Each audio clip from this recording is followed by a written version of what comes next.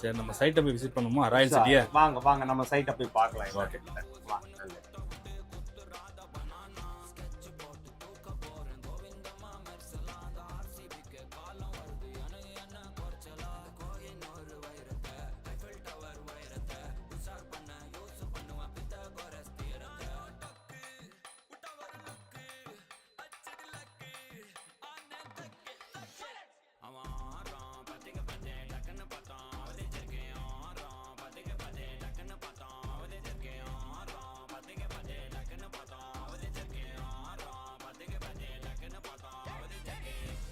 சைட்டுக்கு வந்தாச்சானே?